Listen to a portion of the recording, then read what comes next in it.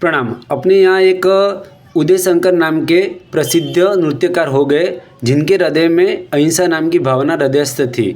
जिनका नाम गिरते ही दर्शकों भारी संख्या में उनका नृत्य देखने के लिए उमड़ रहे थे और दिल्ली के विशाल मंच के ऊपर उनका नृत्य हुआ और वहाँ पर ऐसा प्रोग्राम हुआ कि सब पब्लिक यानी ऑडियंस सब इकट्ठी हो गई उनका नृत्य देखने के लिए। और नृत्य उनको ऐसा करना था कि जैसे गुलाल है, जो गुलाल फैला हुआ है उसके ऊपर ऐसे स्टेप उनको गिराना कि जैसे जैसे स्टेप वो करते जाए और गजेंद्र की पूरी आकृति उनको बनानी थी। पर हुआ ऐसा कि कुछ समय के बाद वहाँ एक तितली आकर बैठ गई और उन्होंने देखा कि यहाँ ये तितली है, वहाँ मैं पैर रखूँगा तो तितली मर जाएगी।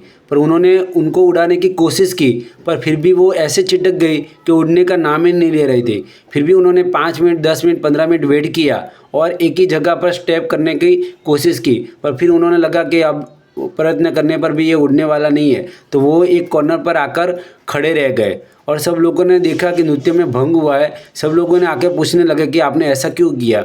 अभी देखो, नृत्य वो करते तो वो तितली मर जाती और नृत्य नहीं करते तो उनका जो शो था वो पूरा शो बिगड़ने वाला था। फिर भी उन्होंने क्या सोचा कि तितली मरे नहीं मेरे से। फिर सब लोगों ने आके पूछा कि आपने ऐसा क्यों किया कि आप एक साइड आकर खड़े रह गए। तो उदय शंकर जी ने बताया कि मेरी कला किसी को मारने के लिए नहीं है, किसी को जीवन देने के लिए है। ऐसा नृत्य करके आप लोगों को खुश करके मुझे किसी का जीवन लेना नहीं है। फिर सब लोग उनकी जीवदया को देखकर उनके ऊपर मोहित हो गए।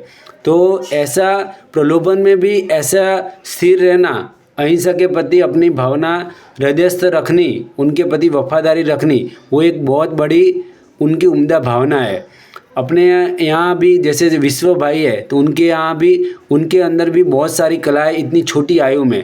तो ये उदय शंकर जी थे जो उनके प्रति अहिंसा की भावना थी, उनको हम नतमस्तक से वंदन करते हैं। प्रणाम।